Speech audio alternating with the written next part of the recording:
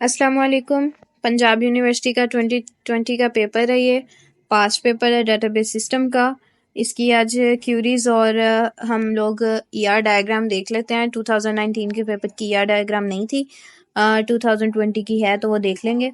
यही दो चीज़ें हैं जो ज़्यादातर परेशान कर देती हैं स्टूडेंट्स को, तो देख लेते हैं। फर्स्ट वन इज़ के हमारे पास एम्प्लॉय और का नाम शो करना है और डिपार्टमेंट नेम शो करना है। ठीक है, जो जितने भी हमारे पास एम्प्लॉय हैं, find the employee names and their department, उनके नेम और उनके डिपार्टमेंट को शो करना है। तो सिंपली हम लोग क्या कर सकते हैं कि एम्प्लॉय और डिपार्टमेंट में ज्वाइन लगा के भी इसको हम लोग शो कर सकते हैं, क्योंकि डिपार्टमेंट का नेम डिपार्टमेंट के टेबल के अंदर है, तो इन दोनों में हमें क्या करना पड़ेगा, ज्वाइन लगाना पड़ेगा। अब ये देख लेते हैं कि कैसे ज्वाइन लगेगा। तो ये हमारे पास है पेपर, आई एम सॉरी ये थोड़ा टेढ़ा है इसलिए आपको यहाँ से चेंज करके देखना पड़ेगा। तो रोटेशन कर लेनी है आपने इसकी। तो यहाँ पर क्या है, हमारे पास एम्प्लॉय का नेम और एम्प्लॉय का जो डिपार्टमेंट है, ये दोनों हम लोगों ने ले लिए हैं। ठीक है, एम्प्लॉय के टेबल में से लिए हैं और एम्प्लॉय के टेबल में और डिपार्टमेंट के टेबल में हम लोगों ने ज्वाइन लगा लिया। ठीक है, तो यही हमारी सिंपल सी फर्स्ट क्यूरी है। इसकी क्यूरी बहुत आसान है, ये वाली। सेकंड है हमारे पास कि find the department name, department location and which project is handling by the department. तो डिपार्टमेंट का नेम, उसका डिपार्टमेंट का जो नंबर है, लोकेशन है सॉरी, वो, और साथ उसका प्रोजेक्ट लेना है। तो इसके लिए हम लोग देखते हैं इन दोनों हमारे पास टेबल्स में क्या है कि डिपार्टमेंट नंबर और डिपार्टमेंट नेम तो यहाँ हमें मिल गए हैं।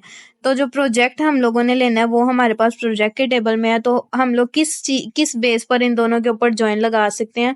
अगर आप देखें तो डिपार्टमेंट के टेबल में और प्रोजेक्ट के टेबल में डिपार्टमेंट नंबर सेम है, तो इसकी बेसिस पे हम इन दोनों में अगर ज्वाइन लगाएं तो हमारे पास प्रोजेक्ट का नेम इजीली वहां पर ट्रांसफर हो सकता है। तो यही चीज हम करेंगे, इसे अप्लाई करते हैं।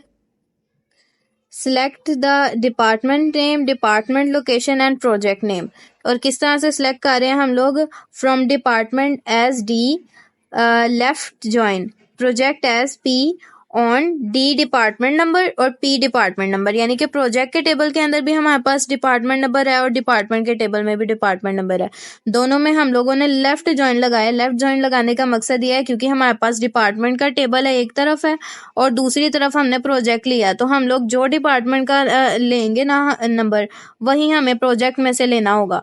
तो इस वजह से हम लोगों ने लेफ्ट ज्वाइन लगाया। अगर हम लोग यहाँ पर लेफ्ट ज्वाइन ना लिखते तो वो प्रोजेक्ट में जितने भी प्रोजेक्ट हैं वो सब आ जाते, लेकिन हमें सिर्फ वो चाहिए जो डिपार्टमेंट हैंडल कर रहा है। तो क्योंकि प्रोजेक्ट हमारा डिपेंडेंट है डिपार्टमेंट टेबल के ऊपर, तो इसलिए हम लोगों ने क्या किया, यहाँ पर ज्वाइन लगा लिया, लेफ्ट ज्वाइन। ठीक है, ये हमारी सेकंड क्यूरी थी। अब हम अपनी थर्ड क्यूरी देख लेते हैं। थर्ड क्यूरी क्या है हमारे पास, थर्ड क्यूरी कह रही है कि show the name and salary as increase salary. Show करने हैं हमने सैलरी जो सी इंक्रीज सैलरी के तौर पे शो करनी है आफ्टर गिविंग इंक्रीमेंट 15%। 15% का इंक्रीमेंट देना है और ईच एम्प्लॉय को देना है, तो यानी कि सारे एम्प्लॉयज का नेम और सैलरी आना चाहिए। तो अब ये भी देख लेते हैं। तो यहाँ है हमारे पास कि सिलेक्ट करें ई नेम और ई सैलरी, ई नेम ई सैलरी। और हमने क्योंकि 15% का इंक्रीमेंट देना है, तो 15% का इंक्रीमेंट हम कैसे दे रहे हैं कि ई डॉट ई सैलरी, हमने एम्प्लॉय की सैलरी ली है और उसको 1.15 के साथ मल्टीप्लाई किया है। ये 100 के साथ हम उसको मल्टीप्लाई डिवाइड करने के बाद जो आंसर निकालते हैं उस तरह से है। ठीक है, मल्टीप्लाई करने के बाद हमने कहा है कि जो भी हम लोग मल्टीप्लाई करने के बाद आंसर निकलेगा ना, उसे इस टेबल में लिखना है। यानी कि एक नया कॉलम दे दिया जिसका नाम है इंक्रीज सैलरी, उसके अंदर हम इसको लिखेंगे और लेंगे कहाँ से, एम्प्लॉय के टेबल में से लेंगे। ठीक है, तो ये सिंपल सी एक छोटी सी क्यूरी है। इसमें हम लोगों ने सैलरी को बस इंक्रीज करने का एक नया मेथड देखा है, इंक्रीज करने का एक नया मेथड देखा है और इसमें एक ही टेबल यूज हुआ है एम्प्लॉय का। उसके बाद हमारे पास फोर्थ क्यूरी है कि find only those department which are only working without manager. यानी कि जिनके अंदर मैनेजर नहीं है ना, सिर्फ उन डिपार्टमेंट्स को देख लेते हैं हम। ये जितने भी क्यूरीज होती है ना, इनके अंदर हमें स्टेटमेंट को समझना सबसे ज्यादा इंपॉर्टेंट होता है। जिसको स्टेटमेंट समझ आ गई ना, वो इसको इजीली सॉल्व कर सकता है। अब यहाँ पर देखें कि उन्होंने हमें कहा था कि जितने भी हमारे पास डिपार्टमेंट्स हैं वो वाले लेने हैं जिनमें मैनेजर नहीं है। ठीक है, जहां पर मैनेजर नहीं है। तो हम लोग देख लेते हैं, select D dot department name from department, department के टेबल में से डिपार्टमेंट सेलेक्ट कर लो और लेफ्ट जॉइन लगा दो एम्प्लॉय के ऊपर, एम्प्लॉय के ऊपर, क्योंकि यहाँ पर एम्प्लॉय डिपेंडेंट है डिपार्टमेंट पर। हमने ये कहा था कि मैनेजर नहीं होना चाहिए उस डिपार्टमेंट का, इसीलिए वो डिपेंडेंट हो गया किसके ऊपर, डिपार्टमेंट के ऊपर। दोनों में ज्वाइन लगाया और ज्वाइन लगाने के बाद हम ये कह रहे हैं कि where employee department number is null. अब जहां पर नल होगा वहां पर क्या हो जाएगा, इसका मतलब ये होगा कि उसके अंदर कोई मैनेजर वर्किंग ही नहीं कर रहा। ठीक है, एम्प्लॉय के अंदर तो पूरा एक कॉलम होता है ना मैनेजर्स का, जो हर एक डिपार्टमेंट को ज्वाइन कर रहे होते हैं। लेकिन अगर कोई एक ऐसा डिपार्टमेंट आ जाए जहां पर हमें यहाँ पर वैल्यू नल मिल जाती है, फॉर एग्जाम्पल मैं यहाँ एक टेबल क्रिएट कर देती हूँ ताकि आपको समझने में आसानी हो जाए। ये एक टेबल है डिपार्टमेंट का और ये एक टेबल है हमारे पास एम्प्लॉय का। ठीक है, फॉर एग्जाम्पल ये ज्वाइन लगा हुआ है, ये भी ज्वाइन लगा हुआ है और ये भी ज्वाइन है। अब यहाँ पर ये मैनेजर है, एम्प्लॉय मैनेजर का कॉलम है। ठीक है, पूरा मैनेजर का कॉलम होता है और इसमें मैनेजर 1 है, मैनेजर 2 है और यहाँ पर नल है। लेकिन यहाँ पर डिपार्टमेंट नंबर 1, 2 और 3 तीनों है। अब जिस डिपार्टमेंट नंबर को नल मिल गया ना, इसका मतलब ये है कि क्या है, ये यहाँ पर कोई मैनेजर एग्जिस्ट नहीं कर रहा, तो हम यही वाली सिलेक्ट करेंगे क्यूरी में से। ठीक है, इस तरह से ये क्यूरी जो सी है वो सेट हुई है। अब हमारे पास 5th वन है, लास्ट वन है क्यूरी इसकी। वो कहती है कि find the name of those employees which name are not starting with character A, Q और एस। ये जो सबसे इंपॉर्टेंट चीज है ना क्यूरीज में, वो ये चीज है। जब यहाँ पर हमारे पास अगर ये कह देते हैं ना कि not starting with, not ending with, इसका मतलब होता है कि वहां लाइक ऑपरेटर यूज होना है। ये छोटी छोटी ट्रिक्स और जो सी है ना, इनको याद कर लेना, तो उससे भी हमारे पास क्यूरी सॉल्व करने में आसानी होती है। तो यहाँ पर हमने एम्प्लॉयज का क्या लेना है, नेम लेना है और उनका नेम ए, क्यू और एस से स्टार्ट नहीं होना चाहिए। Let's see how we are using the like operator hair.